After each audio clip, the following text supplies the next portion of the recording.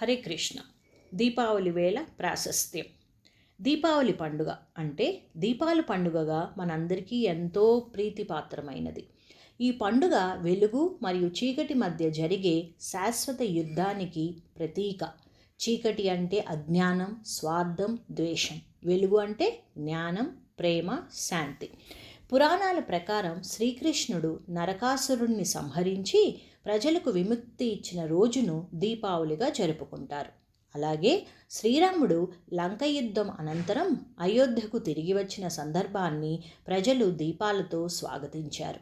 అప్పటి నుండి ఈ పండుగ వెలుగు జయంతో ప్రారంభమైంది. దీపావళి మనకు ఒక గొప్ప సందేశం ఇస్తుంది. మనలోని చీకటిని తొలగించి జ్ఞానదీపం వెలిగించాలి.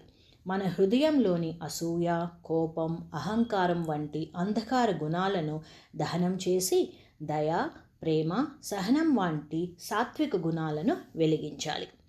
ఈరోజు మనం పటాకులు కాలుస్తాము, మిఠాయిలు పంచుకుంటాం.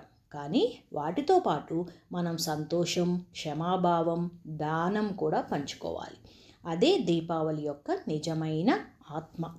మొత్తానికి దీపావళి అనేది కేవలం పండుగ కాదు, మన అంతరంగాన్ని వెలిగించే పండుగ. చీకటి మీద వెలుగు గెలిచినట్లే మన జీవితంలో చెడుపై మంచితనం గెలవాలని మనమందరం ప్రయత్నించాలి. సర్వం శ్రీకృష్ణార్పణమస్తు.